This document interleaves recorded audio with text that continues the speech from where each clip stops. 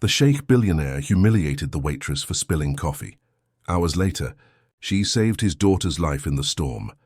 The rain had started as a whisper against the floor-to-ceiling windows of the Azure Pearl, Miami's most exclusive waterfront restaurant.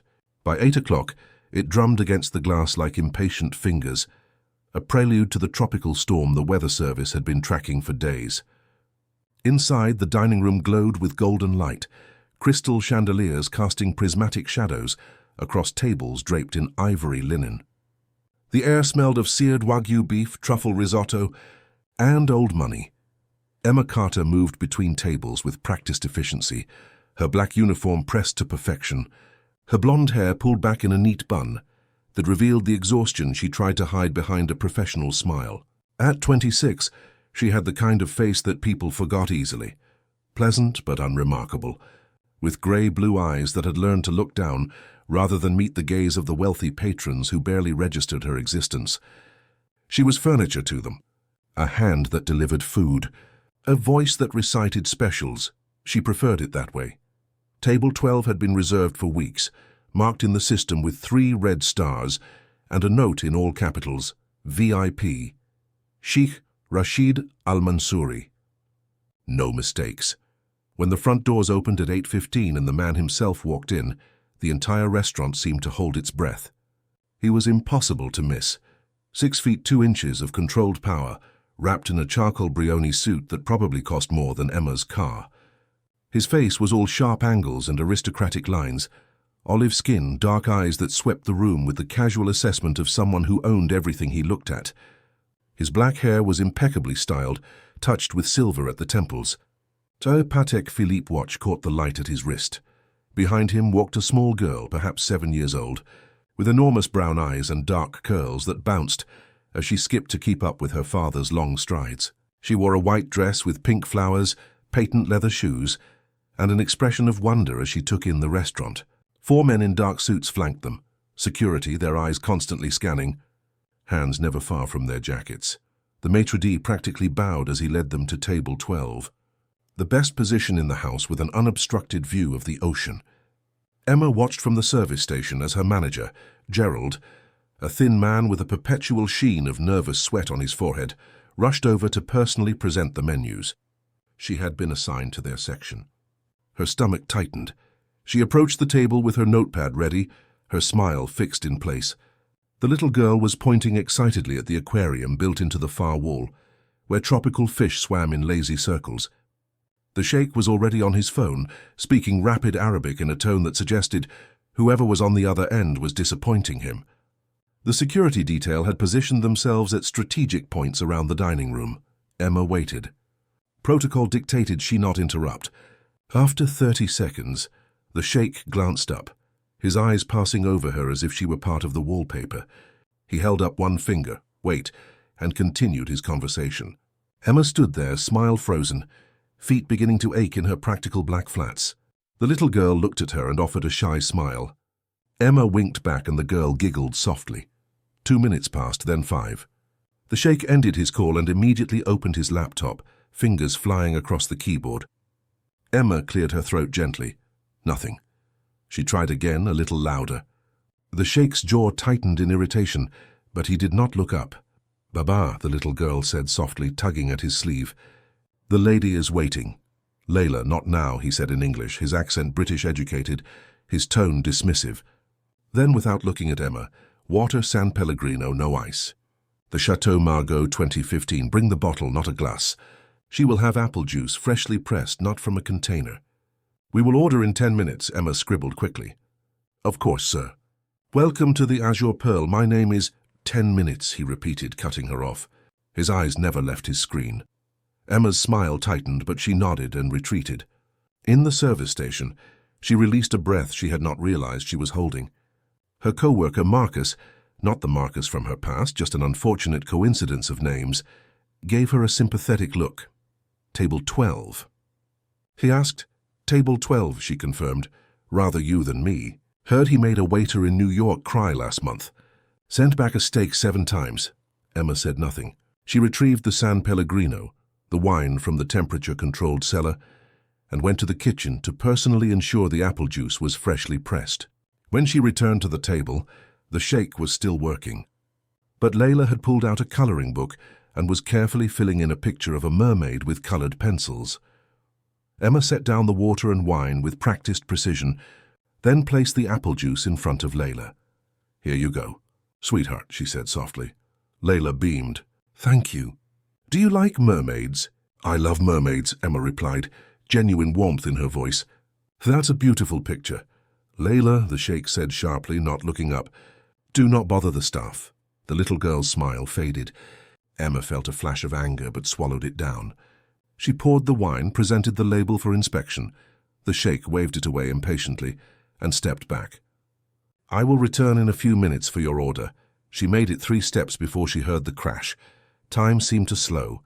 She had been balancing a tray of coffee cups destined for table 8, holding it in her left hand, while her right reached for her notepad.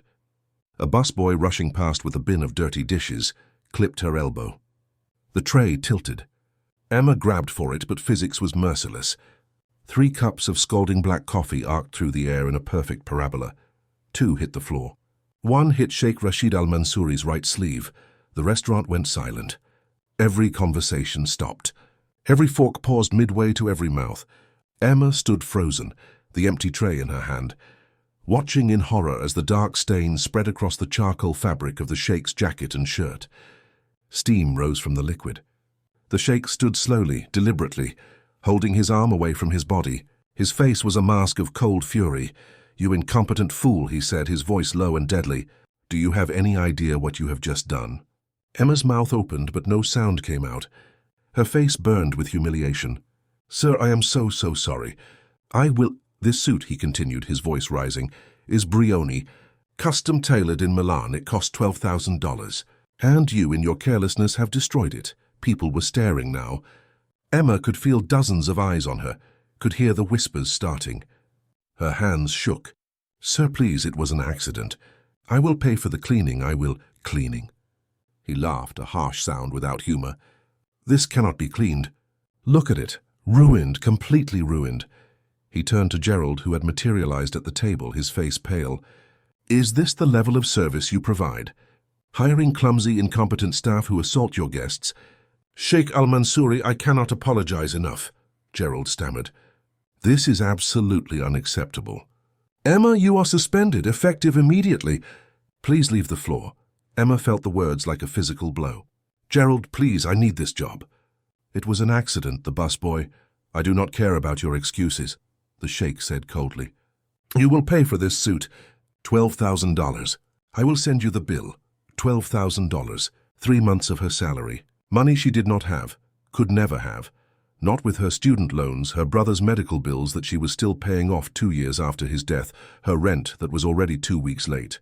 Emma felt tears burning behind her eyes, fought desperately to hold them back. She would not cry in front of these people. She would not give them that. "Baba, it was an accident," Layla said softly, her small voice cutting through the tension. "She did not mean to." "Layla, be quiet," the sheikh snapped. "This does not concern you." The little girl flinched. Emma saw it, saw the hurt flash across that innocent face, and something inside her cracked. She looked at the sheikh, really looked at him, and saw not a man but a bully, someone who wielded his wealth and power like a weapon against people who could not fight back. She had met men like him before. She had been destroyed by men like him before. "I am sorry," she said quietly, with as much dignity as she could muster. "I will pay for the suit. It may take me some time, but I will pay for it." She set down the tray, untied her apron with shaking hands, and walked toward the back of the restaurant. Behind her, she heard the sheikh say something else to Gerald, heard the manager's obsequious apologies. She did not look back. She grabbed her purse from her locker, ignored the sympathetic looks from the kitchen staff, and walked out the back door into the storm. The rain hit her like a wall, immediately soaking through her thin uniform. The wind whipped her hair loose from its bun, plastered it across her face. Emma walked blindly down the service alley toward the street, and only when she was sure she was alone did she let the tears come. They mixed with the rain, hot and bitter, tears of humiliation and rage and despair. She had been so careful to stay invisible, to not make waves, to just survive. And in one moment, because of one accident, it had all fallen apart. Again. just like Johns Hopkins, just like Marcus, just like everything she touched. Emma walked without direction, letting the storm push her toward the beach. The streets were empty, everyone sensible taking shelter. The palm trees bent nearly horizontal in the wind. The ocean was a roiling mass of grey and white, waves crashing against the seawall with enough force to send spray 30 feet into the air. The weather service had been right. This was not just a tropical storm anymore. This was becoming something worse. She should go home. She should get out of the rain, change into dry clothes, figure out how she was going to pay rent and a $12,000 suit bill with no job. But she could not make herself move. She stood on the empty boardwalk staring at the violent ocean and felt a kinship with it. Chaotic, destructive, out of control. Her phone buzzed in her pocket. A text from her roommate. "Where are you? Storm is getting bad. Come home." Emma typed back, "Soon." Then she turned off her phone. She did not know how long she stood there.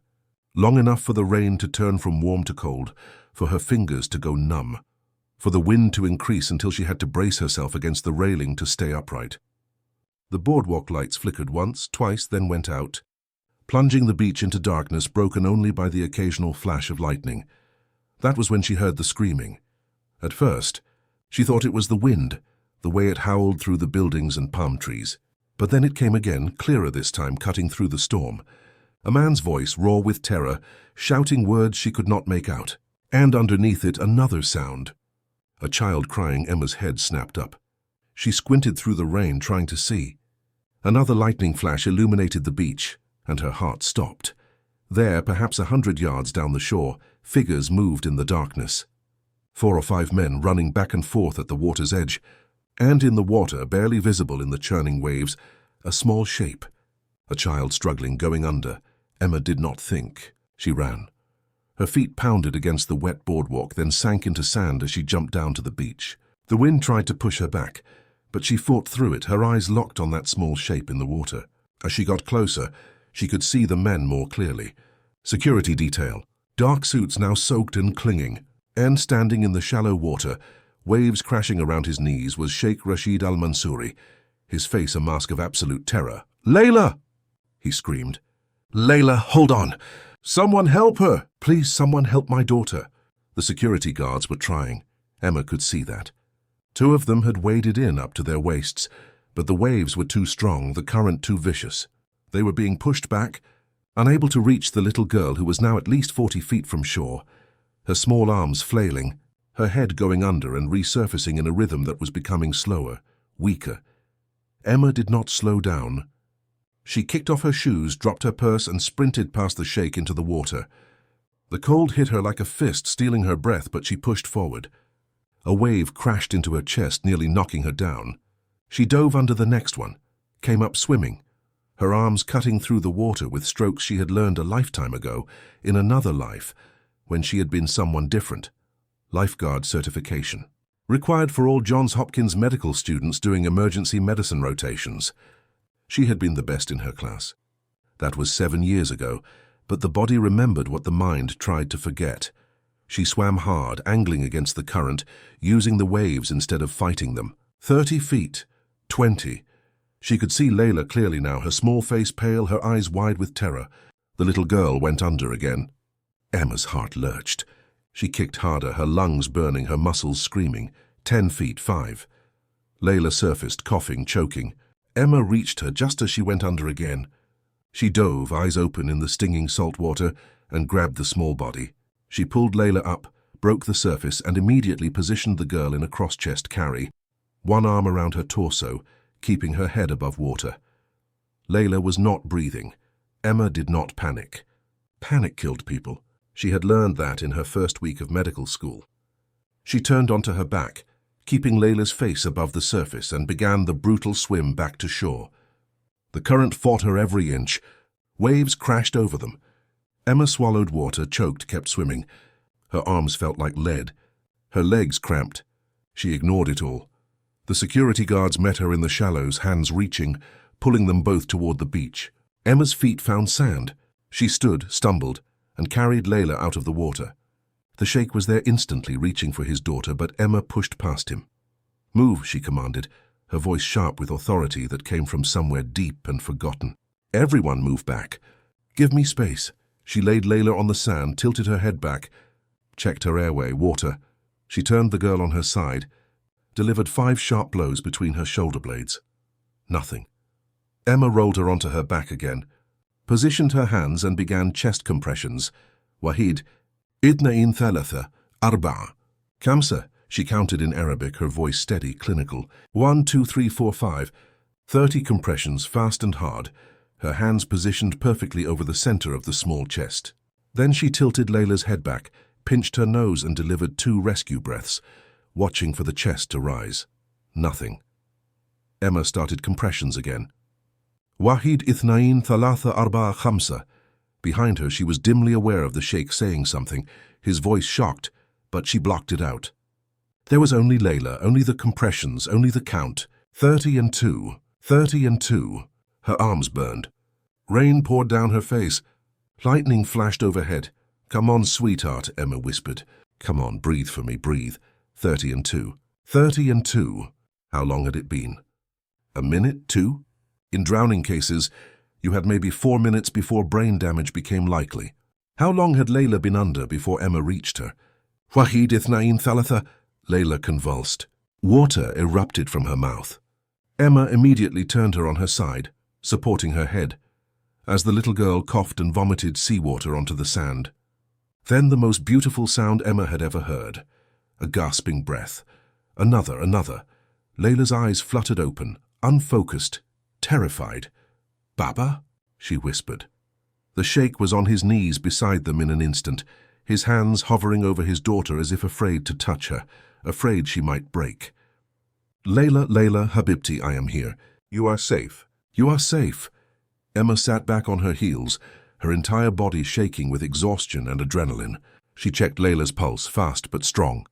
Respirations, rapid but effective. Color returning to her face. Good signs. But she needed a hospital. Drowning victims could develop secondary complications hours later. "She needs medical attention," Emma said, her voice hoarse. "Immediately. Secondary drowning is a real risk. She needs chest x-rays, monitoring, possibly oxygen therapy." The sheikh looked at her for the first time, really looked at her, and his expression was something Emma could not read. Shock, confusion, disbelief. "You," he said. "You are the waitress. The one who—" "Yes," Emma cut him off. "I am the clumsy, incompetent waitress who just saved your daughter's life. You are welcome. Now get her to a hospital. Miami General is closest, but if you have access to a private facility, that would be better. She needs to be seen within the hour." She stood on shaking legs, suddenly aware of how cold she was, how exhausted. One of the security guards was already on his phone, calling for a car. Another had wrapped Layla in his jacket. The sheikh was still staring at Emma as if she were a ghost. "How did you—" he started. "It does not matter," Emma said. She was so tired, so impossibly tired. Just take care of her. Keep her warm. Monitor her breathing. If she starts coughing, if her lips turn blue, if she seems confused or drowsy, get her to an ER immediately. Do you understand?" The sheikh nodded slowly, his eyes never leaving her face. "Who are you?" Emma laughed, a bitter sound. "Nobody, I am nobody. Just a clumsy waitress who ruins expensive suits." She turned and walked away, her bare feet sinking into the sand, her soaked uniform clinging to her body. Behind her she heard the sheikh call out, but she did not stop. She found her shoes and purse where she had dropped them, picked them up and kept walking. The storm was still raging, but she barely felt it anymore. She had saved a life tonight. For the first time in 2 years, since her brother had died in her arms despite everything she knew, everything she had learned, she had saved a life. And it had been the daughter of the man who had humiliated her, who had called her incompetent, who had threatened to destroy what little she had left. The universe had a twisted sense of humor. Emma walked home through the storm, and by the time she reached her apartment, she was numb.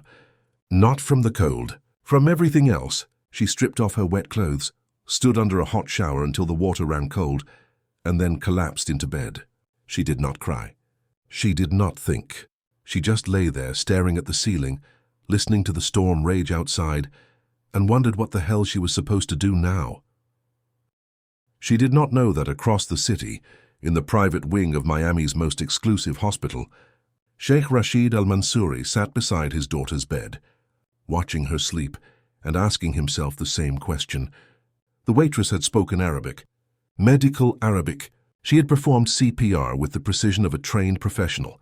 She had known about secondary drowning, about monitoring protocols, about complications that most lay people would never consider. Who was she?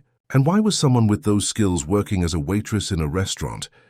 Rashid looked down at his ruined suit, still damp with seawater and coffee, and felt something he had not felt in a very long time. Shame. Deep, burning shame. He had humiliated that woman, had threatened her livelihood over a suit that meant nothing, absolutely nothing compared to what she had just done for him. She had saved Layla, his daughter, his entire world, and he had treated her like garbage, sir, one of his security guards said quietly from the doorway. The car is ready when you are, and I have the information you requested. Rashid stood. Tell me. Her name is Emma Carter, 26 years old. She has worked at the Azure Pearl for 8 months. Before that, various service jobs around Miami. But here is where it gets interesting. The guard consulted his tablet. She has a bachelor's degree in biology from the University of Miami, graduated summa cum laude. Then she attended Johns Hopkins School of Medicine for 3 years before dropping out. No disciplinary issues on record. She just left, Rashid frowned. Johns Hopkins. One of the best medical schools in America. Yes, sir. And according to my contact there, she was not just a student. She was exceptional. Top of her class. Published research. Multiple awards. Then 2 years ago she withdrew from the program and disappeared. Why? That I could not determine. Her records are sealed. But whatever happened, it was significant enough to make her abandon a medical career and end up serving tables in Miami. Rashid looked back at his sleeping daughter, at the monitors tracking her heartbeat and oxygen levels, at the IV in her small arm. The doctors had confirmed what the waitress, what Emma, had said. Layla was stable, but she needed observation. Secondary drowning was a real risk. Without immediate CPR, without someone who knew exactly what to do, his daughter would have died on that beach. Find her, Rashid said quietly. Find Emma Carter. I need to speak with her. Sir, it is 3 a.m. I do not care. Find her, and when you do, tell her— He paused, choosing his words carefully. Tell her that Sheikh Rashid Al-Mansouri requests the honor of her presence. Not demands, requests, and tell her I am sorry. The guard looked surprised but nodded. Yes, sir. Rashid sat back down beside Layla's bed, took his daughter's small hand in his and waited for morning. He had built an empire on his ability to read people, to assess value, to see potential where others saw nothing. And tonight he had been completely, utterly blind. He had looked at Emma Carter and seen a servant. A nobody. He had been wrong, and Rashid Al-Mansouri did not like being wrong. He would make this right. Whatever it took, whatever she needed, he would make this right. It was not just about gratitude, though he owed her a debt he could never truly repay. It was about justice, about seeing someone for who they truly were, not who he had assumed them to be. The storm raged outside the hospital windows, but inside, in the quiet of the private room, Rashid made a decision. He would find out what had happened to Emma Carter. He would find out why a brilliant medical student had become a waitress, and he would fix it. It was the least he could do for the woman who had saved his entire world. Outside, lightning split the sky, and thunder rolled across Miami like a promise. The storm was far from over. In fact, for Emma Carter and Sheikh Rashid Al-Mansouri, it was only just beginning. Emma woke to pounding on her apartment door. For a moment she was disoriented, unsure where she was or what day it was. Then the events of the previous night came flooding back, and she groaned. Her entire body ached. Her muscles felt like they had been put through a shredder. She looked at her phone, 7:30 in the morning. She had slept maybe 4 hours. The pounding continued. Emma Carter. A male voice called. Miss Carter, I need to speak with you. It is urgent. Emma dragged herself out of bed, pulled on sweatpants and a t-shirt, and shuffled to the door. She looked through the peephole and saw a man in a dark suit standing in the hallway, one of the security guards from last night. Her stomach dropped. She opened the door a crack, keeping the chain lock engaged. What do you want? The man held up his hands in a placating gesture. Miss Carter, my name is Hassan. I work for Sheikh Al-Mansouri. He has asked me to deliver a message. Tell him I do not want his money, Emma said flatly, and I do not want his apology. Just leave me alone. Please, Ms. Carter, it is about Layla. She is asking for you. That stopped Emma cold. Is she okay? Did something happen? I told him to monitor her for... She is stable, Hassan said quickly. But she has been asking for the lady who saved her. She wants to thank you. And the Sheikh. He would very much like to speak with you. He asked me to tell you that he is sorry for his behavior last night. He requests the honor of your presence. Not demands, requests. Emma stared at the man through the crack in the door. Every instinct told her to refuse, to close the door and pretend this had never happened. She did not want to see the Sheikh again. Did not want to be reminded of the humiliation, the anger, the way he had looked at her like she was dirt on his shoe. But Layla, that little girl with the bright eyes and the shy smile. She had been so scared in the water, so small and fragile. And now she was asking for Emma. Fine, Emma said. Give me 20 minutes. She closed the door, leaned against it, and took a deep breath. Then she went to get ready, choosing jeans and a simple blue sweater, pulling her hair back in a ponytail. She looked at herself in the mirror and barely recognized the woman staring back. When had she become so tired? So defeated? She thought about the girl she had been at Johns Hopkins. Confident, ambitious, brilliant, people had said. She had been going to change the world, going to save lives, going to make a difference. And then David had died, and Marcus had stolen her research, and everything had fallen apart. But last night, for a few minutes on that beach, she had been that girl again. She had known exactly what to do, had moved with confidence and precision, had saved a life. It had felt like coming home. Emma shook her head, grabbed her jacket, and headed out. Hassan was waiting by a black Mercedes SUV with tinted windows. He opened the door for her, and she climbed in, feeling absurdly out of place in the leather interior that probably cost more than her entire apartment. The drive to the hospital took 15 minutes. Hassan did not try to make conversation, for which Emma was grateful. She stared out the window at Miami waking up after the storm, at the palm fronds littering the streets, at the workers already clearing debris.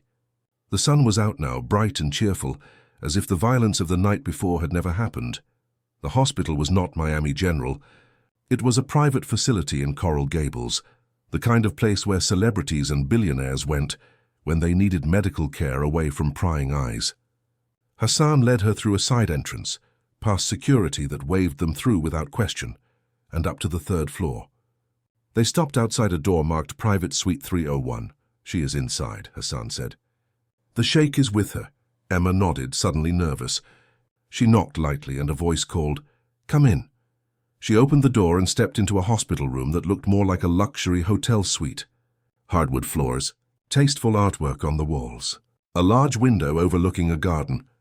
And in the bed, propped up on pillows, was Layla, looking small but alert. Beside her, in a chair pulled close, sat Sheikh Rashid Al-Mansouri. He stood when Emma entered.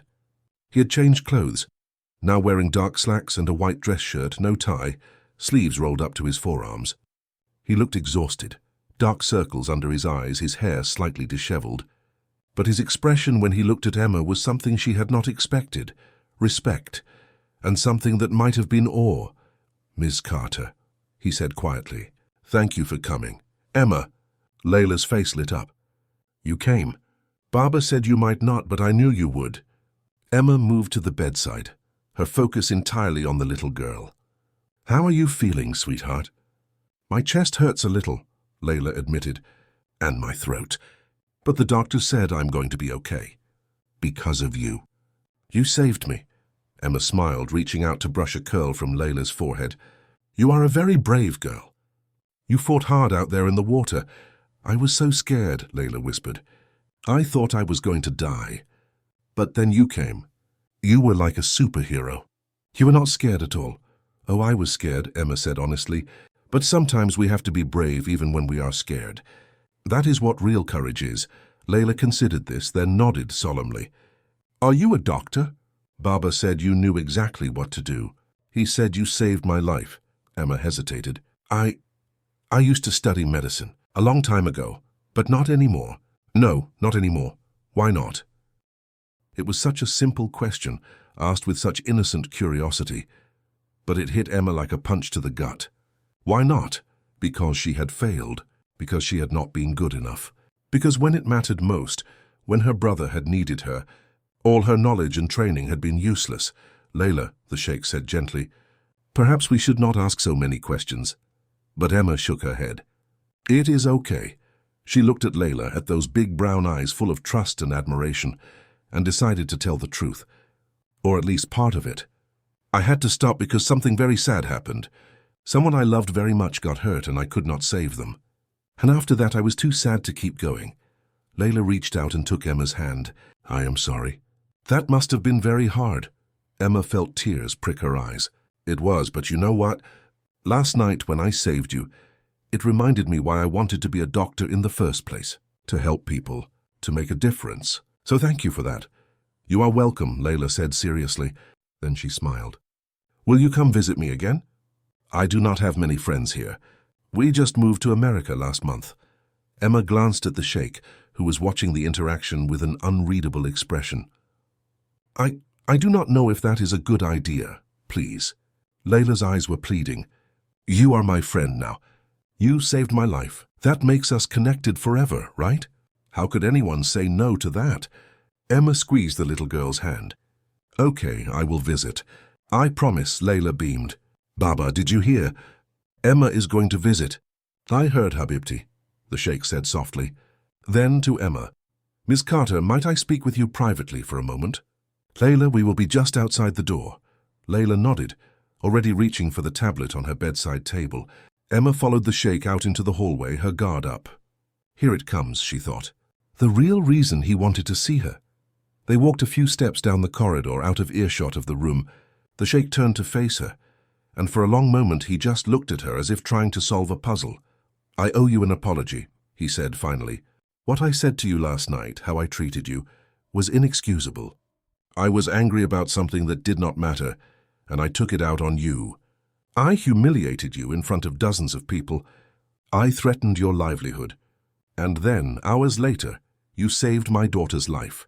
You had every reason to walk away, to let someone else handle it. But you did not.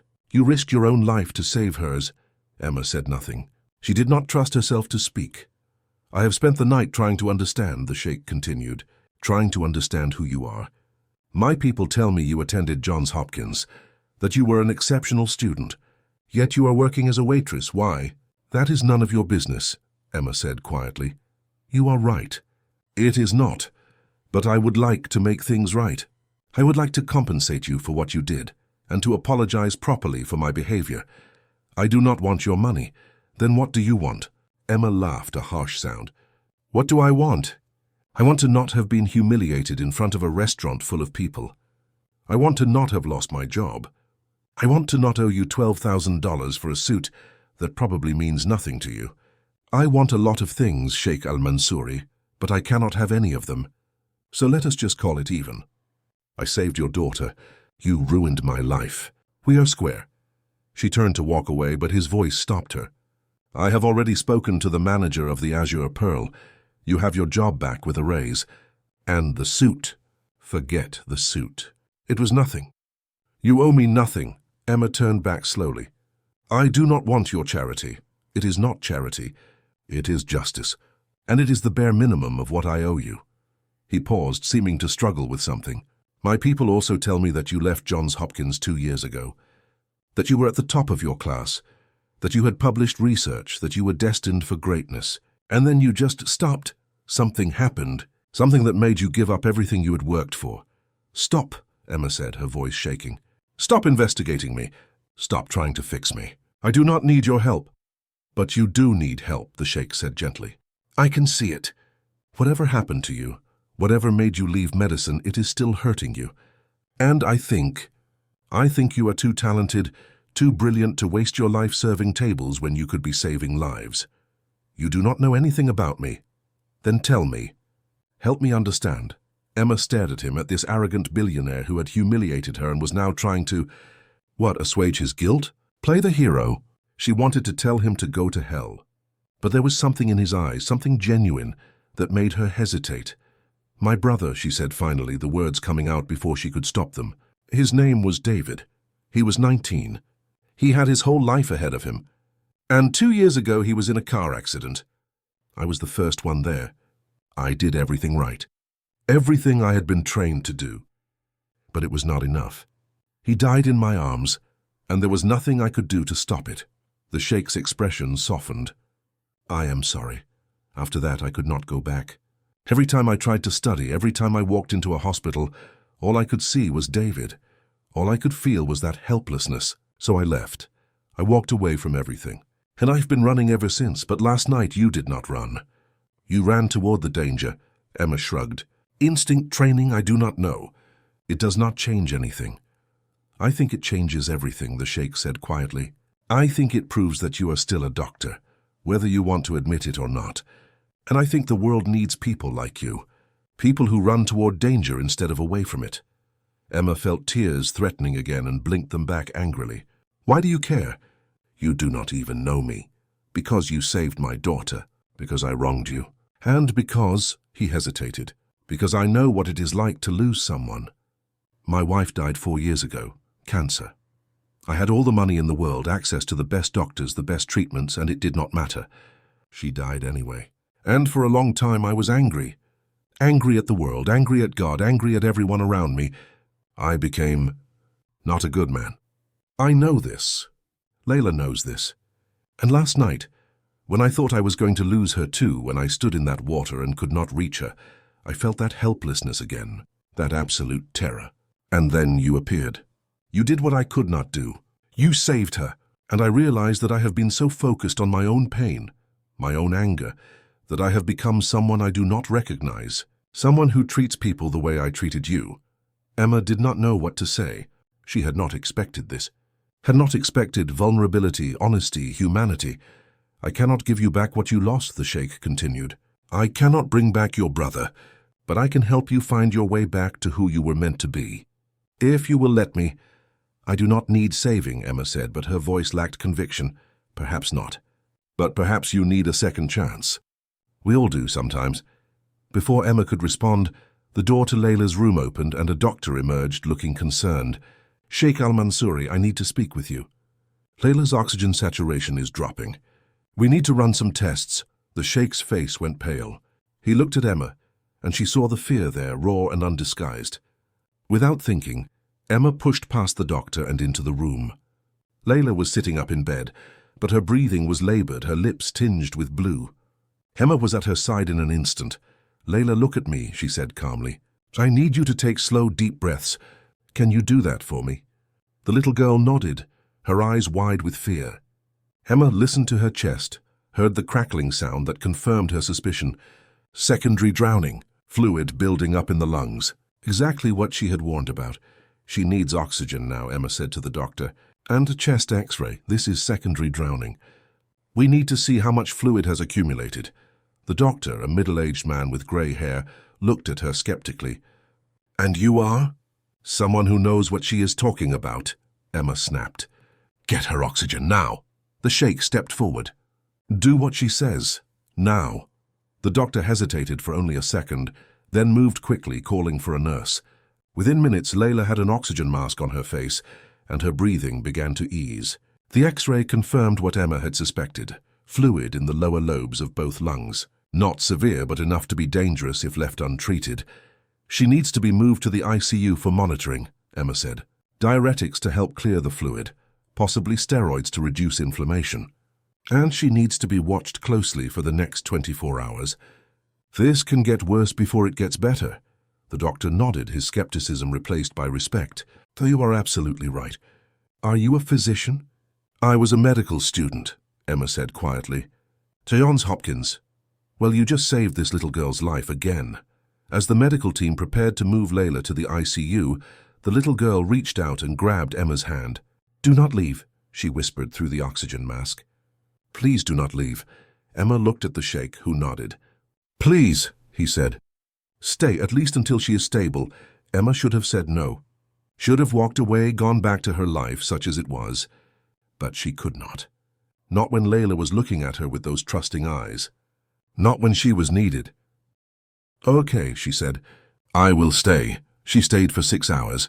Stayed while they moved Layla to the ICU, while they ran tests and adjusted medications, while the little girl drifted in and out of sleep.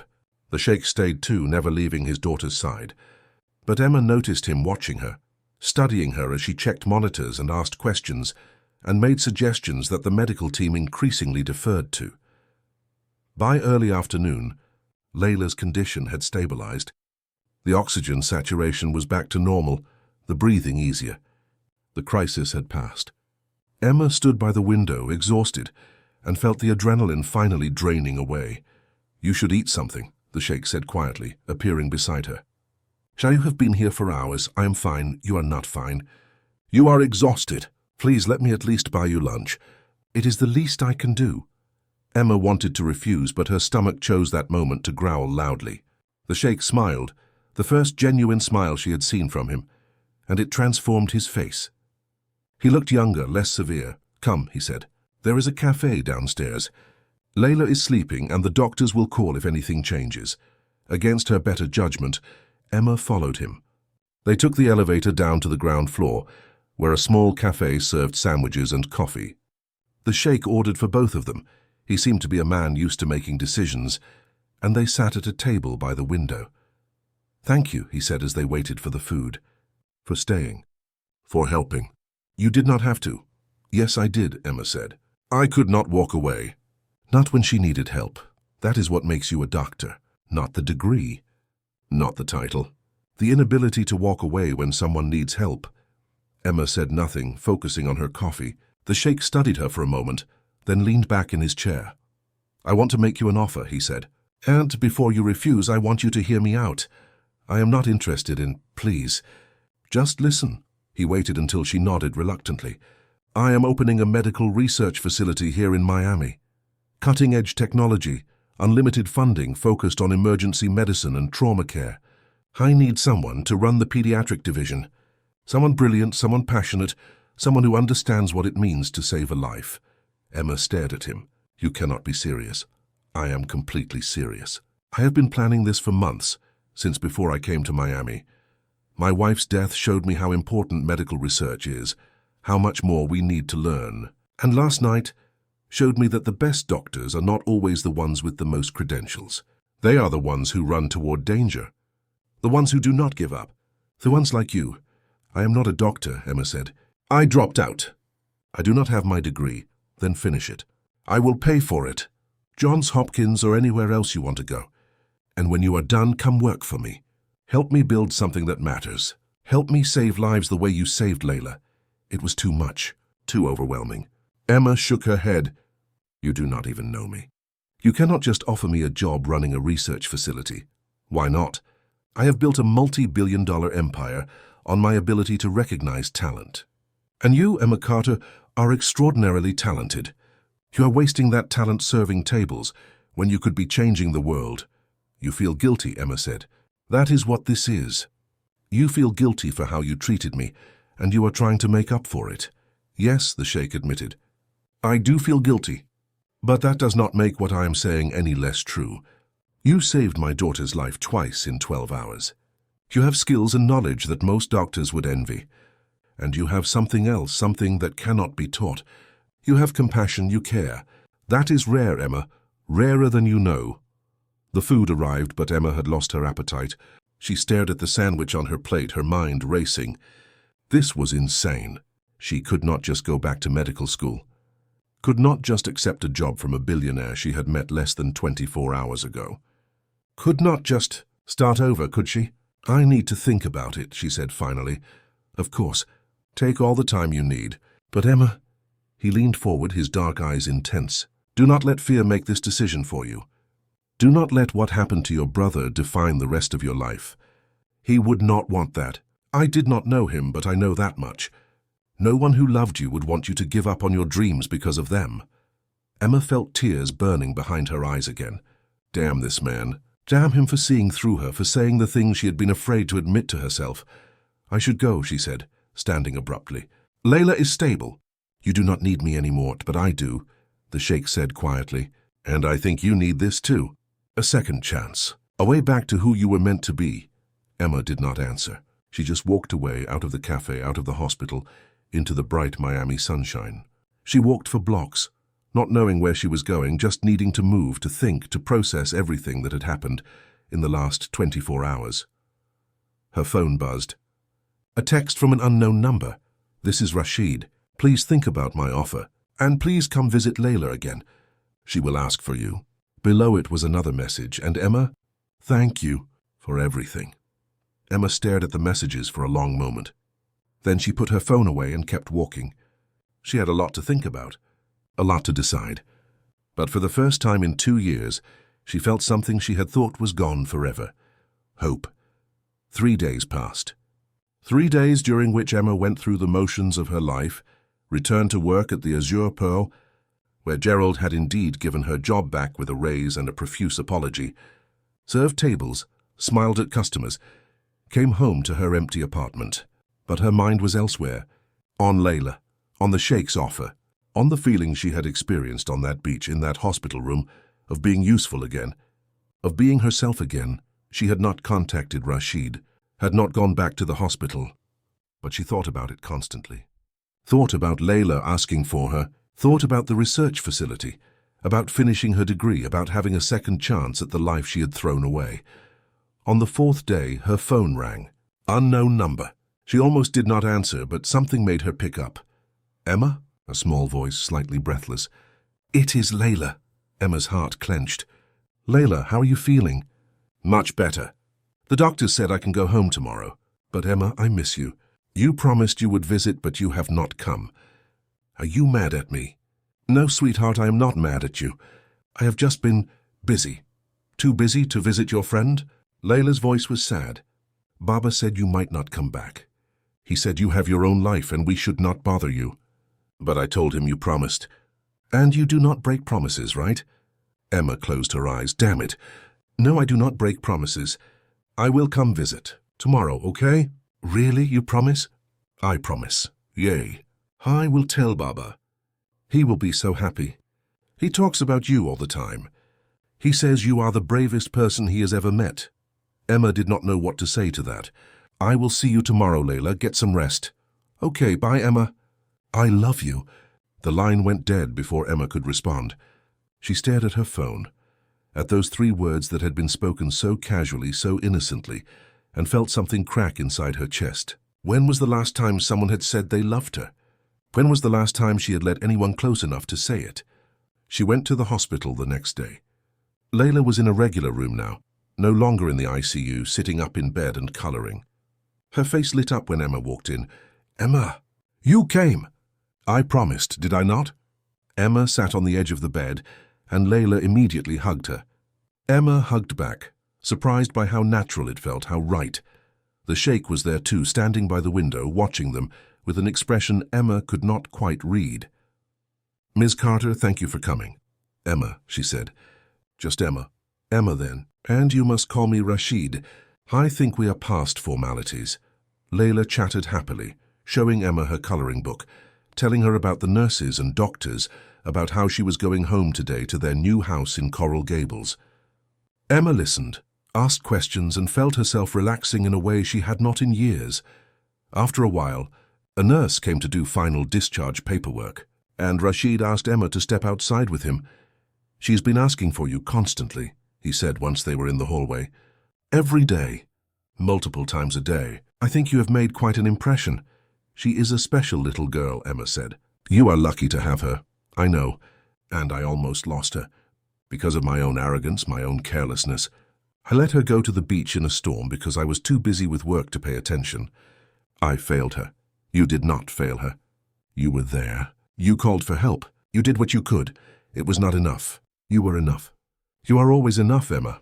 I wish you could see that." Emma looked away, uncomfortable with the intensity in his gaze.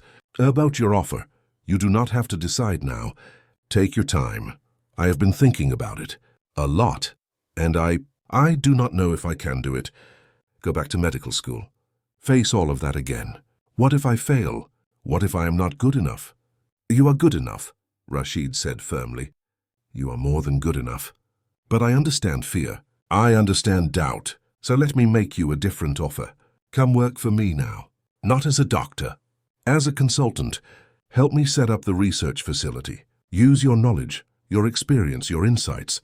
No pressure, no commitment, just try. See if you remember why you loved medicine in the first place." Emma bit her lip. "Why are you doing this? Really?" Rashid was quiet for a moment. "Because I see in you what I saw in my wife. Brilliance, compassion, a desire to make the world better. And I watched cancer take all of that away. Watched her potential die with her. I cannot bring her back, but I can help you.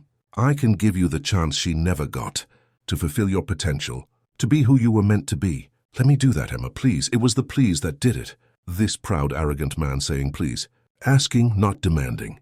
Seeing her not as a servant, but as an equal. As someone valuable. "Okay," Emma heard herself say. "Okay, I will try." Rashid's face broke into a smile, genuine and warm. "Thank you. You will not regret this." "I already regret it," Emma said, but she was smiling too.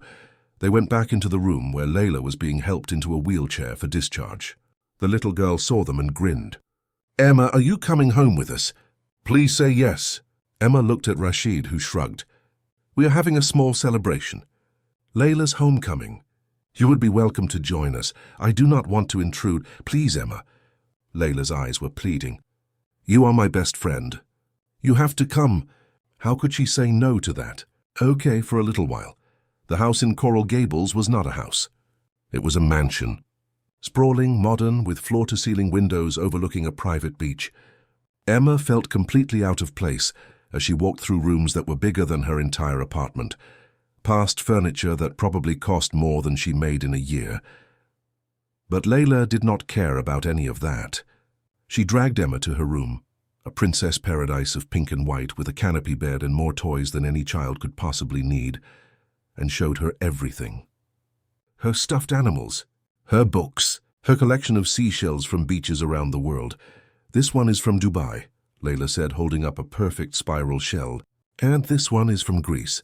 And this one," she held up a small ordinary shell. "This one is from Miami, from the beach where you saved me. Baba got it for me. He said it is the most important one because it reminds me that angels are real." Emma felt her throat tighten. "I am not an angel, sweetheart." "You are to me," Layla said simply. They had dinner on the terrace, nothing fancy, just pasta and salad because Layla requested it. The three of them sat together as the sun set over the ocean, painting the sky in shades of orange and pink. Layla chatted happily, and Rashid listened with a patience Emma had not seen in him before. He was different with his daughter, softer, more human. After dinner, Layla started to fade, exhausted from her first day out of the hospital. Rashid carried her to bed and Emma followed, watching as he tucked her in with a gentleness that seemed at odds with his powerful presence. "Will you come back?" Layla asked Emma sleepily. "Tomorrow?"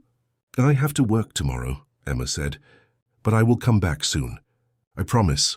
"Okay, good night, Emma. I love you." There it was again. Those three words offered so freely, so innocently. Emma bent down and kissed Layla's forehead. "Good night, sweetheart. Sweet dreams." Rashid walked Emma out, through the massive house to the front door where Hassan was waiting with the car. They stood in the doorway, the warm Miami night air surrounding them. "Thank you," Rashid said quietly, "for coming, for making her so happy. She has not smiled like that since her mother died." "She is easy to love," Emma said. "So are you." Emma looked up sharply, and Rashid held up his hands. "I am sorry. That was inappropriate. I just meant you are easy to care about, easy to want to help. I hope you know that." Emma did not know what to say. She settled for a simple, "Good night, Rashid." "Good night, Emma. I will have my assistant contact you about the consultant position. We can start whenever you are ready." Emma nodded and got into the car. As Hassan drove her home, she looked back at the mansion, at the lights glowing warm in the darkness, and felt something shift inside her. Something that had been frozen for 2 years was beginning to thaw. Maybe, just maybe, she could do this. Maybe she could have a second chance. Maybe she could be Emma Carter, medical professional again instead of Emma Carter, waitress who was running from her past maybe, but as she would discover in the days to come, the past was not done with her yet. And some ghosts did not stay buried, no matter how hard you tried to forget them. Emma started her consulting work the following week. Rashid had set up a temporary office for her in a building downtown, where architects and engineers were already drawing up plans for the research facility.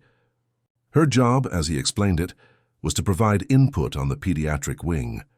What equipment would be needed, how the space should be designed, what kind of research would be most valuable. It was strange at first, being back in a medical environment, even tangentially. Emma found herself tensing every time she reviewed equipment lists, every time she discussed treatment protocols. But slowly, day by day, it got easier. She remembered why she had loved this.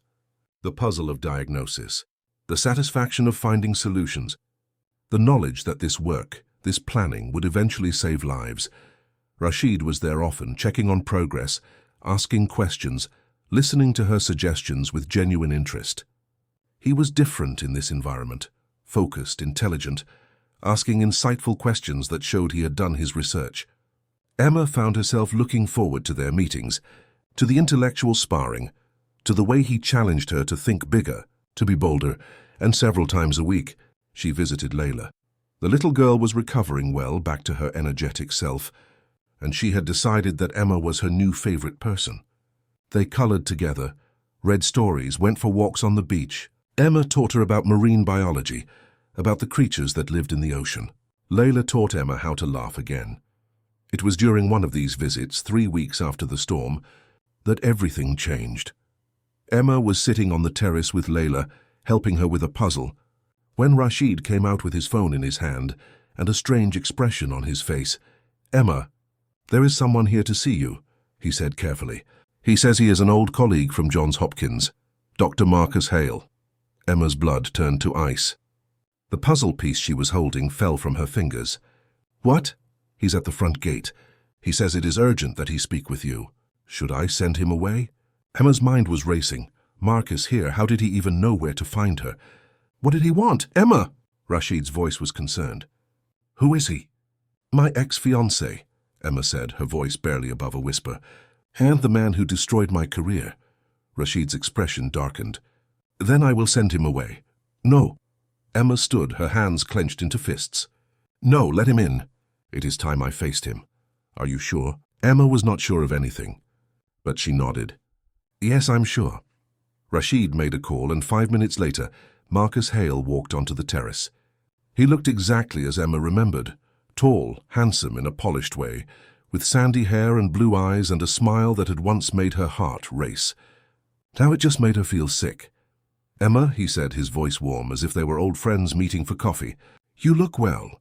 I have been trying to find you for months. What do you want, Marcus?" Emma's voice was cold. Marcus glanced at Rashid, who had positioned himself slightly behind Emma, his presence protective. "Could we speak privately?" "No," Emma said. "Anything you have to say, you can say in front of Rashid." Marcus's smile tightened. "Very well. I am in Miami for a medical conference. I am presenting our research on pediatric trauma protocols. You remember the research we worked on together at Johns Hopkins?" "The research I worked on," Emma corrected. "The research you stole." "Emma, that is not fair. We were partners. We collaborated. Just because you left before we could publish, I left because my brother died." Emma's voice rose. "I left because I was grieving, because I needed time. And you took advantage of that. You took my research, my data, my ideas, and you published them under your name. You did not even have the decency to list me as a co-author." "I tried to contact you," Marcus said, his tone placating. "You disappeared. You would not return my calls." What was I supposed to do? The research was time-sensitive. We had funding deadlines. I made a decision. You made a decision to steal my work and take credit for it. That is a very harsh interpretation. Marcus's voice hardened. "And I would be careful about making accusations like that publicly. Defamation is a serious charge. Is that a threat?" Rashid stepped forward, his voice dangerous. "Are you threatening her?" Marcus looked at him properly for the first time. "And you are?" "Sheikh Rashid Al-Mansouri. Emma works for me, and I do not take kindly to people threatening my employees." Emma saw the calculation in Marcus's eyes as he recognized the name, recognized the power. His expression shifted, became more conciliatory. "I am not threatening anyone. I am simply here to offer Emma an opportunity. The conference organizers have asked me to recommend someone for a panel discussion on emergency pediatric care. I immediately thought of Emma. It would be a chance for her to get back into the medical community, to show everyone that she is still relevant. "How generous of you," Emma said sarcastically, "to offer me a chance to be relevant again. Using the research you stole from me. Emma, please, let us not do this. Let us not make this ugly.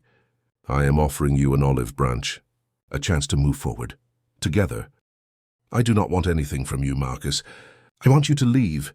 "Just think about it," Marcus pressed. "The conference is in 3 days. The panel would be excellent exposure. And, Emma," he lowered his voice, "I miss you.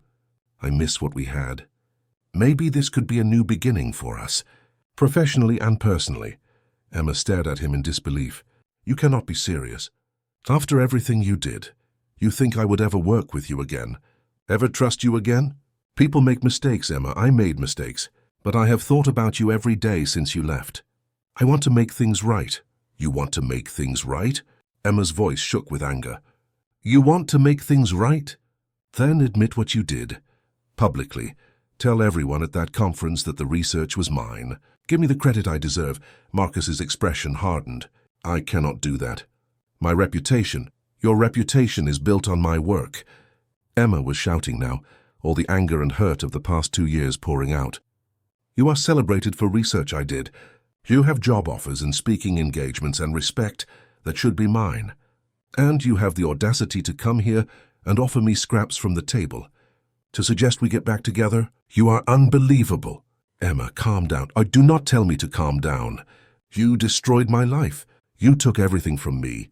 "I think you should leave," Rashid said, his voice cold as ice. "Now." Marcus looked between them, his jaw tight. "Fine, I will leave. But Emma, think about what you are throwing away. This is your chance to come back. Without me, you are nothing. Just a waitress with a failed medical career. With me, you could be someone again." "Get out," Emma said. "Get out before I call security." Marcus shook his head, disappointed, and walked away. Emma stood there, shaking, her hands clenched so tight her nails dug into her palms. She felt Rashid's hand on her shoulder, gentle, grounding. "Are you all right?" he asked quietly. "No," Emma said honestly. "No, I'm not all right." Layla had been watching from the doorway, her eyes wide. She ran to Emma and hugged her waist. "Do not be sad, Emma. That man was mean. You do not need him." Emma bent down and hugged the little girl back, drawing strength from her innocence, her certainty. "You are right, sweetheart. I do not need him." But as she said the words, she wondered if they were true, because Marcus had been right about one thing. Without him, without her research, without her degree, what was she? Just a waitress who had once been someone. Just a woman who had let fear and grief destroy her future. Rashid seemed to read her thoughts. "Emma, look at me." She did, and his dark eyes were intense. "That man is a thief and a liar. And you are brilliant and brave and worth 100 of him. Do not let him make you doubt yourself." "He is right, though," Emma said. "I am nothing. I have nothing. He took everything. Then we will take it back," Rashid said firmly. "We will prove that the research was yours. We will expose him for what he is, and we will make sure everyone knows the truth." "How?" "It has been 2 years. He has published. He has presented at conferences. His name is on everything. How do I prove it was mine?" "We will find a way," Rashid said. "I promise you, Emma, we will find a way." Emma wanted to believe him, but she had been disappointed too many times, had trusted the wrong people too many times. She did not know if she had the strength to fight this battle. But as she looked at Rashid's determined face, at Layla's trusting eyes, she felt something stir inside her. Something that had been dormant for 2 years. Anger. Not the helpless, despairing anger she had felt when David died, but righteous anger. The anger of someone who had been wronged and was tired of being a victim. Marcus had stolen from her, had lied about her, had built his career on her work. And she had let him because she had been too broken, too defeated to fight back. But maybe it was time to stop running. Maybe it was time to fight. "Okay," she said quietly. "Okay, let us do it.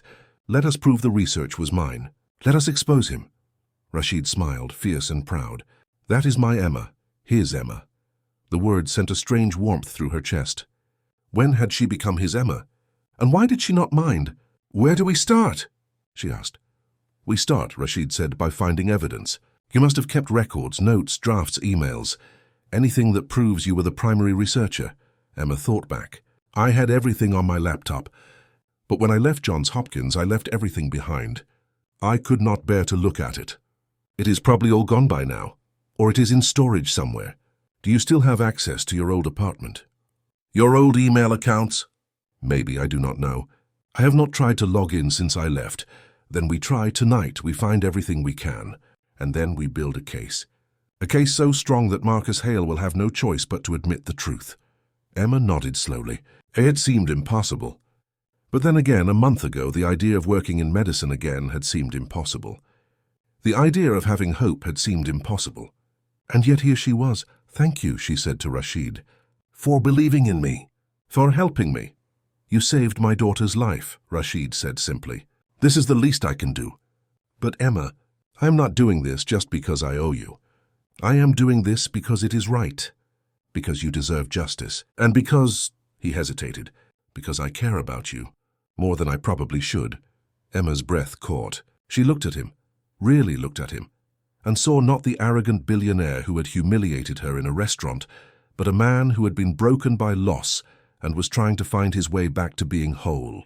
A man who saw her, truly saw her, in a way no one had in a very long time. I care about you too, she admitted quietly. I do not know when it happened, but I do. Rashid reached out and took her hand. His palm was warm, his grip strong. Then let us fight this battle together. Let us show Marcus Hale and everyone else what you are capable of.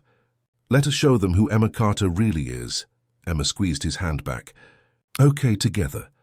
And for the first time in 2 years, she felt like maybe, just maybe, everything was going to be all right. But she had no idea that the real battle was just beginning, and that Marcus Hale was not going to give up without a fight. They spent that evening in Rashid's study, Emma's old laptop open on the desk between them. She had retrieved it from a box in her apartment, buried under clothes and books covered in dust. Her hands had shaken as she powered it on, afraid of what she might find, afraid of the memories it would bring back. But Rashid was there, steady and patient, and somehow that made it bearable. The laptop took forever to boot up. When it finally did, Emma logged into her old email account, half expecting it to be deleted. But it was still there.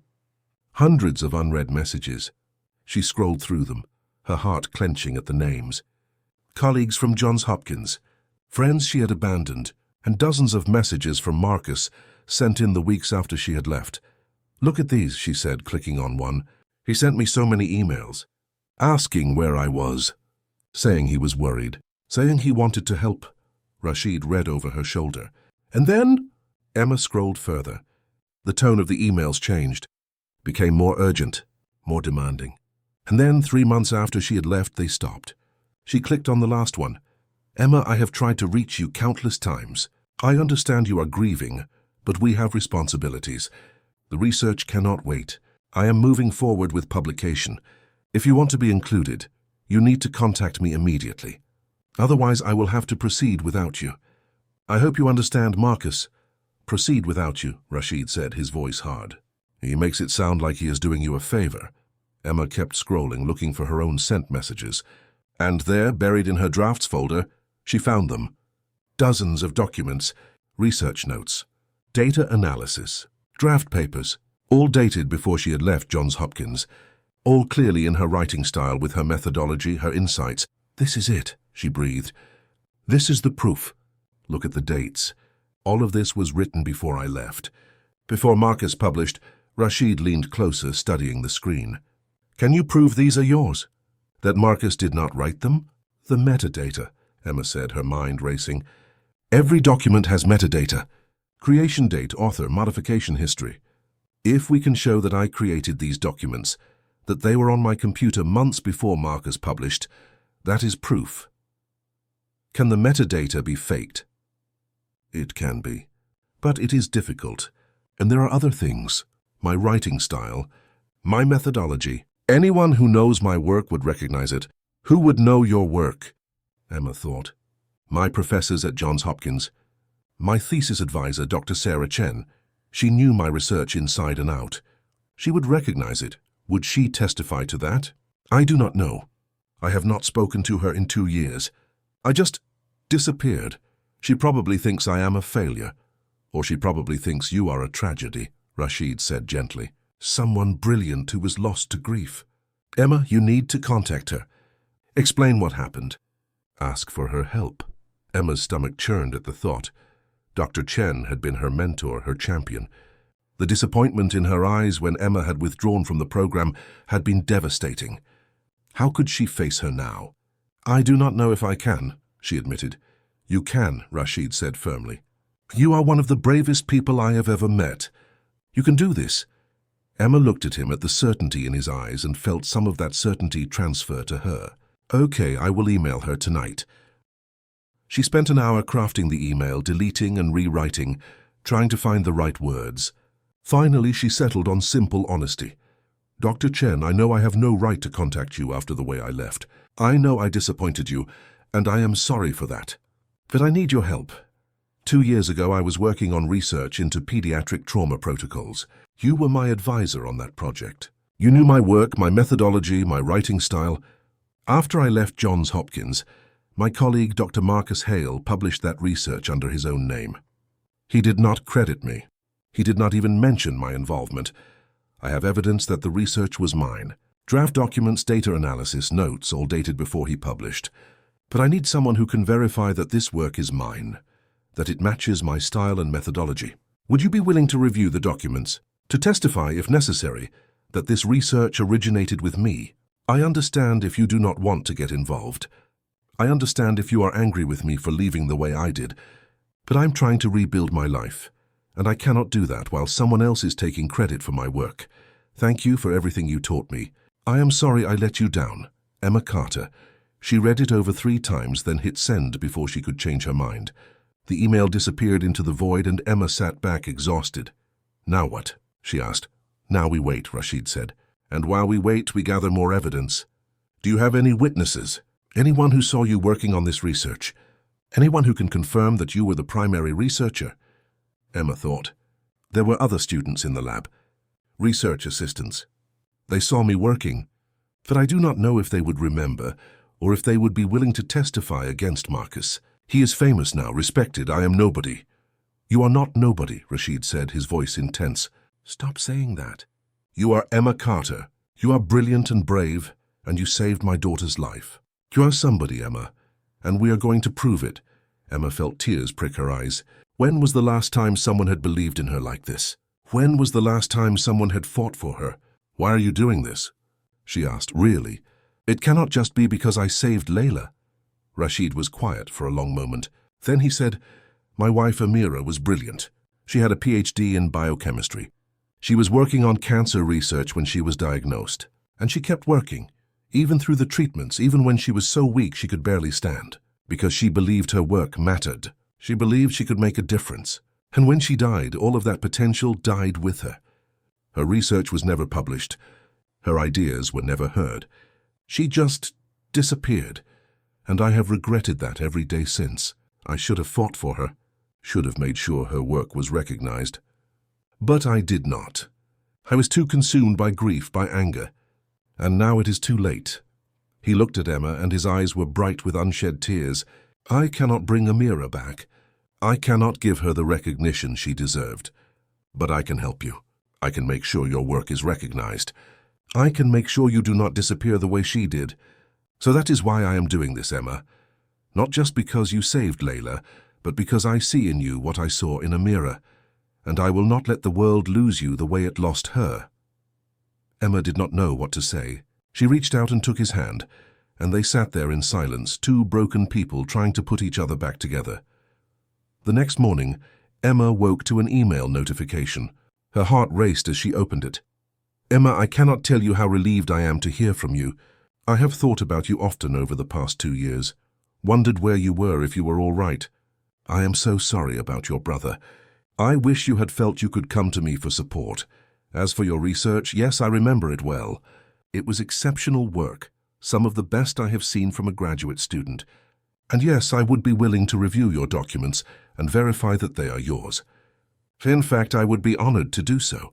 I should tell you that I had my suspicions about Dr. Hale's publication. The methodology, the writing style, it all seemed very familiar.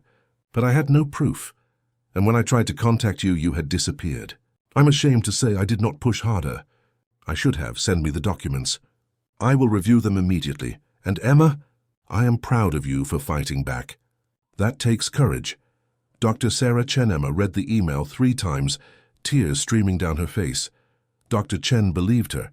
Dr. Chen would help her. She was not alone in this. She forwarded the email to Rashid, along with all of her research documents. Within an hour, he had his legal team involved, lawyers who specialized in intellectual property theft, investigators who could verify metadata and document authenticity, a PR firm that could manage the public narrative. We are going to do this right, Rashid told her. We are going to build an airtight case, and then we are going to present it at Marcus's conference, in front of everyone. We are going to expose him publicly, so he cannot hide, cannot spin the story. He will have to face what he did. Emma was terrified. The thought of standing up in front of a room full of medical professionals, of accusing Marcus publicly, made her want to vomit. But she also felt something else: determination, anger, a desire for justice. Okay, she said, let us do it. The next 2 days were a blur. Dr. Chen reviewed the documents and provided a detailed affidavit confirming that the research was Emma's. The lawyers verified the metadata, proving that the documents had been created months before Marcus's publication. The investigators found research assistants from Johns Hopkins who remembered Emma working on the project, who remembered her presenting preliminary findings at lab meetings, and then they found something even better.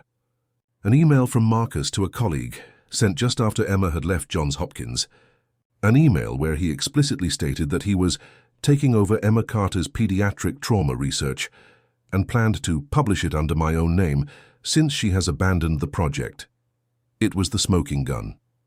Proof that Marcus had knowingly stolen her work. Rashid's lawyers contacted the conference organizers. They explained the situation, provided the evidence, and requested time for Emma to present her case. The organizers, horrified by the allegations, agreed immediately. They scheduled a special session right after Marcus's keynote presentation. The day of the conference arrived. Emma stood in front of the mirror in her hotel room, barely recognizing herself. She was wearing a professional suit that Rashid had insisted on buying for her. Navy blue, perfectly tailored, making her look like the doctor she had once been. Her hair was pulled back in a neat bun.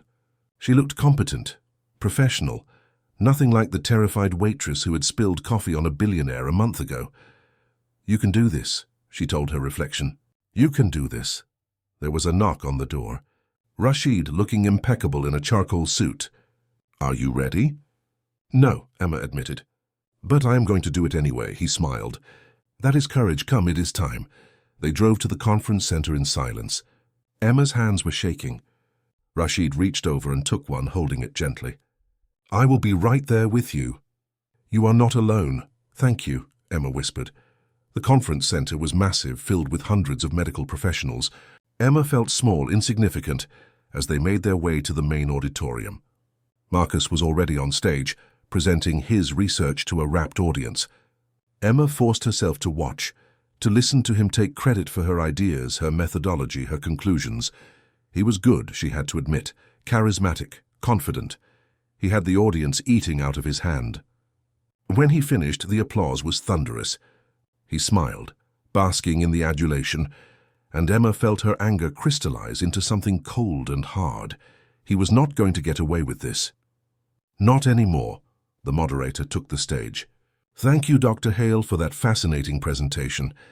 Before we break for lunch, we have a special session that has been added to the program. Dr. Emma Carter, formerly of Johns Hopkins, has requested time to address some concerns regarding the research we just heard. Dr. Carter. Emma stood on shaking legs. Rashid squeezed her hand once, then let go. She walked down the aisle, climbed the steps to the stage, and stood at the podium. The lights were blinding. She could not see the audience, could only hear the murmur of confusion. Marcus was still on stage, his expression confused. Emma, what is this? Emma ignored him. She looked out at the audience, at the hundreds of faces, and took a deep breath. My name is Emma Carter, she said, her voice amplified by the microphone. 2 years ago, I was a graduate student at Johns Hopkins School of Medicine. I was working on research into pediatric trauma protocols, the same research that Dr. Hale just presented, except it was not his research. It was mine.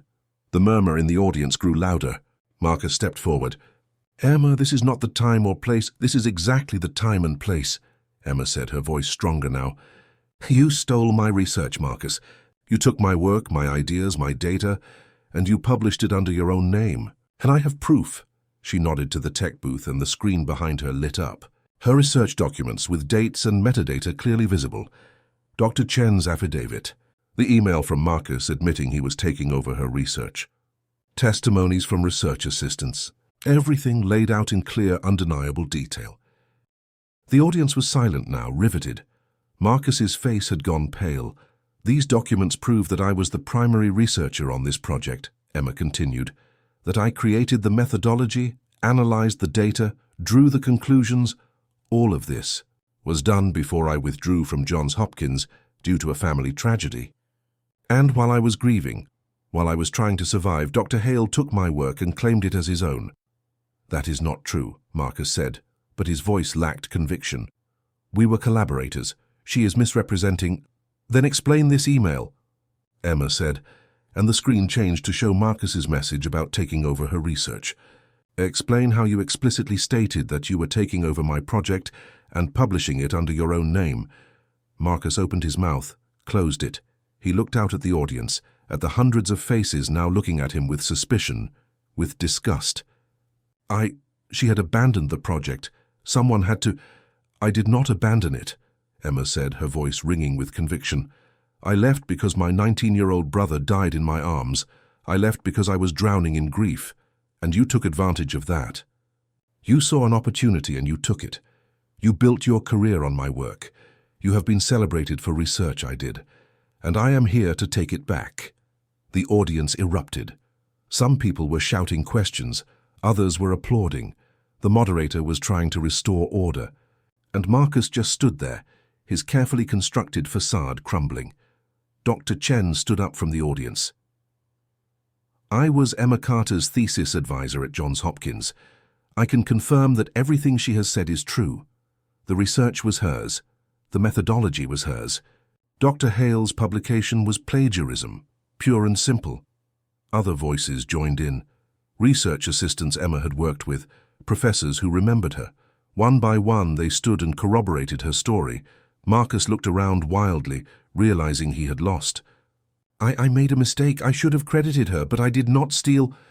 Yes, you did, Emma said quietly. You stole my work. You stole my future. You stole 2 years of my life. But I am taking it back now. All of it. The conference organizers were on stage now, ushering Marcus away.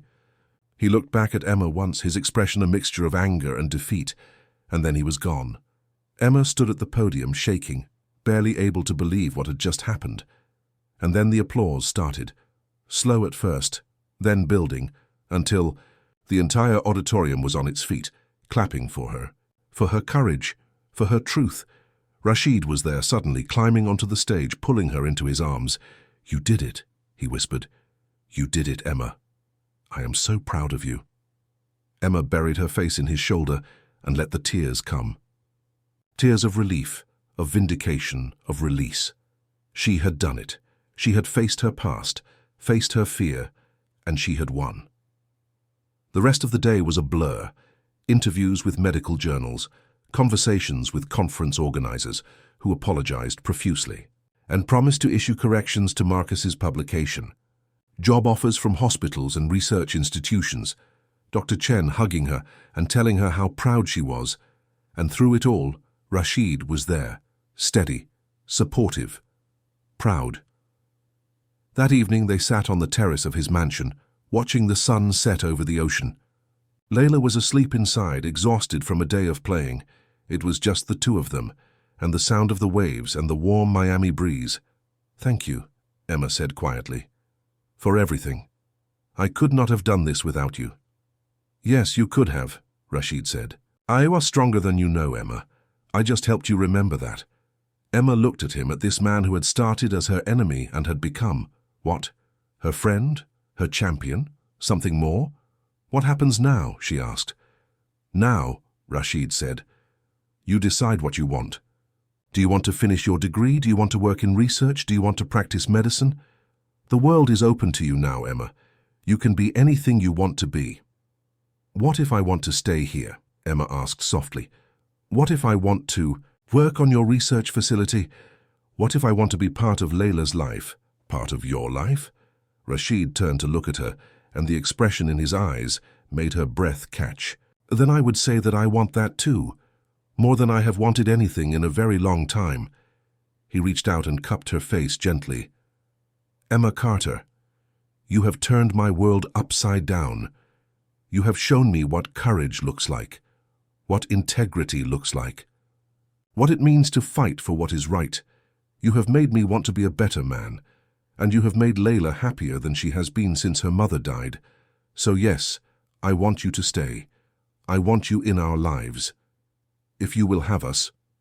Emma leaned into his touch, her heart full. I will have you. Both of you. Rashid smiled, and then he kissed her, soft and gentle and full of promise. Emma kissed him back, and felt something inside her finally heal. When they pulled apart, Rashid rested his forehead against hers. I am falling in love with you, he whispered. I think I have been since the moment you dove into that ocean to save my daughter, since the moment you showed me what real bravery looks like. I am falling in love with you too, Emma admitted. Even though you are arrogant and bossy, and you humiliated me in a restaurant, Rashid laughed. I will spend the rest of my life making up for that. I promise. I will hold you to that. They sat there as the sun disappeared below the horizon, as the stars came out one by one, as the world turned and changed and became something new. Emma thought about the girl she had been a month ago, broken, defeated, hiding from her past, and she thought about the woman she was now, strong, vindicated, ready to face the future. She had lost so much, her brother, her career, years of her life. But she had found something too. Purpose, love, a second chance, and she was not going to waste it. 6 months later, Emma stood in the lobby of the Layla Carter Institute of Pediatric Trauma Research, looking up at the sign with a mixture of pride and disbelief. The building was beautiful, modern, filled with light, equipped with the most advanced medical technology available. And it bore Layla's name, a reminder of the little girl who had changed everything. Emma was the director of research, a position she had earned not through charity but through merit. She had finished her medical degree through an accelerated program, had published 3 papers in major medical journals, and had assembled a team of brilliant researchers who were already making breakthroughs in pediatric emergency medicine. She was also engaged to Sheikh Rashid Al-Mansouri, though they had kept that quiet for now. The ring on her finger was simple, a single diamond, elegant and understated, exactly what she had wanted. They would marry in the spring, a small ceremony on the beach where she had saved Layla's life. Speaking of Layla, the little girl came running into the lobby now, her backpack bouncing, her face alight with joy. Emma! Emma, guess what? I got an A on my science project. Emma scooped her up, spinning her around. That is amazing, sweetheart. I am so proud of you. I wrote about how you saved my life, Layla said proudly. About CPR and secondary drowning and everything. My teacher said it was the best project in the class. Of course it was, Rashid said, walking in behind his daughter. He was smiling, relaxed in a way Emma had never seen when they first met. Fatherhood suited him. Love suited him. She had the best subject. He kissed Emma softly, and Layla made a face. Gross. You two are always kissing. Get used to it, Emma said, laughing.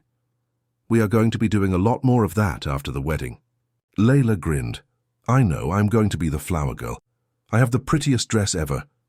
They walked through the institute together, Emma pointing out new equipment, new research projects. Rashid listened with genuine interest, asking questions, offering suggestions. He had become her partner in every sense of the word, in work, in life, in building something that mattered. As they reached Emma's office, her phone rang. She glanced at the screen, and her expression hardened. It is Marcus. Rashid's jaw tightened. Do you want me to? No, Emma said. I will handle it. She answered the call. Dr. Hale. Emma. Marcus's voice was subdued, lacking its usual confidence. "I wanted to call and apologize, properly. What I did was wrong. I have had a lot of time to think about it, and I am sorry. Truly sorry." Emma was quiet for a moment. Marcus had lost everything after the conference: his job, his reputation, his research grants. He was working at a small clinic now, trying to rebuild his career from scratch. Part of her felt vindicated. Part of her just felt sad. "I appreciate the apology," she said finally, "but it does not change what you did. It does not give me back the 2 years I lost. I know. I wanted you to know that I regret it, that I wish I had been a better person, a better colleague, a better partner." "So do I," Emma said. "Goodbye, Marcus." She hung up and looked at Rashid. He apologized. "Do you feel better?" "Not really. But I feel. Closure, I guess. He is not the villain in my story anymore. He is just a man who made terrible choices and is living with the consequences. I do not need to hate him. I do not need to think about him at all." Rashid pulled her close. "You are remarkable, do you know that?" "You might have mentioned it once or twice," Emma said, smiling. Layla tugged on Emma's hand. "Can we go to the beach, please? I want to show you the new shells I found." Emma looked at Rashid, who nodded. "Let us go. Work can wait." They drove to the beach, the same beach where everything had changed. The storm was long gone, replaced by perfect blue skies and gentle waves. Layla ran ahead, splashing in the shallows, collecting shells and sea glass. Emma and Rashid walked hand in hand, their feet sinking into the warm sand. "Do you ever think about that night?" Emma asked. "The storm?" "Every day," Rashid admitted. "It was the worst night of my life. And the best, because it brought you to us." "I was so angry at you," Emma said, laughing. "I wanted to hate you. I gave you plenty of reasons to. You did. But you also gave me reasons to love you. You believed in me when I did not believe in myself. You fought for me. You showed me that I was worth fighting for." "You were always worth fighting for," Rashid said. "I just helped you see it." They stopped walking and turned to face the ocean. The sun was setting, painting the sky in shades of orange and pink and gold. Layla was building a sandcastle nearby, humming to herself. "I am happy," Emma said, surprised by the realization. "For the first time in years, I am truly happy." "So am I," Rashid said. "You have given me something I thought I had lost forever. Hope, joy, love. You have given me a future worth looking forward to." Emma leaned her head on his shoulder. "We have given each other that." They stood there as the sun disappeared below the horizon, as the first stars appeared in the darkening sky, as Layla ran up to show them her sandcastle. They stood there as a family, bound not by blood but by something stronger. By choice, by love, by the knowledge that they had all been broken once and had found a way to heal together. Emma thought about the girl she had been, standing on this same beach in the rain, broken and defeated. She thought about the moment she had heard Layla's screams, the moment she had made the choice to run toward danger instead of away from it. That choice had changed everything, had given her back her life, her purpose, her future. And as she stood there between Rashid and Layla, watching the stars come out one by one, Emma Carter knew that she was exactly where she was meant to be. The storm had passed. The sun had risen. And she was home.